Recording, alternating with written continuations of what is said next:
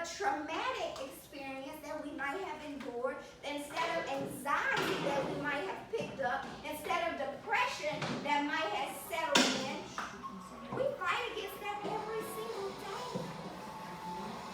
It's a true reality that I've come to terms with, that I can't ignore those emotions and those feelings. I have to dig deeper, though, so that I don't stay in that place and wallow there. Yeah. So I'm encouraging you today to dig deeper. We have to learn how to deal with life. The good, the bad, and the ugly.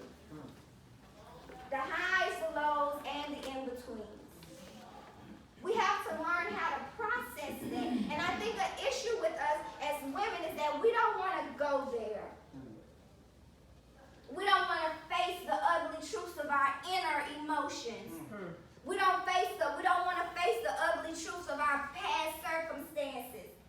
We just want to say, I'm good, I'm moving on, I'm strong, I can get through it.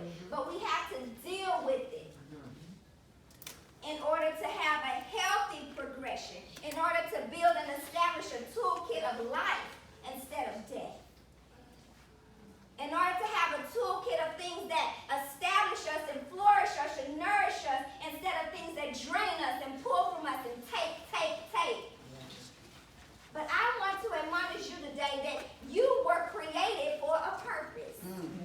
You were created for a being. And that it's a major thing when we can take that toolkit of pain and say, this is the purpose that came from it.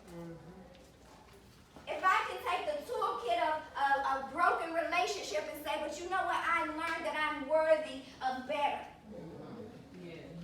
When I can take an experience of my father passing when I was 11 and growing up without a dad and going through the stages of grief.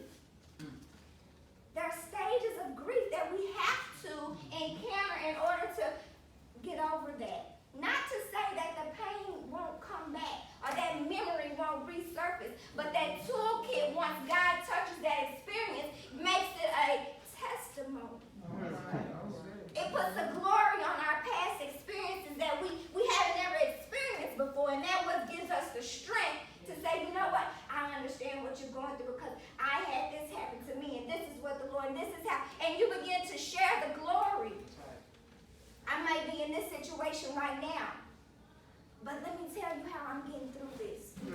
I might not even know how I'm getting through, but I know that God is with me.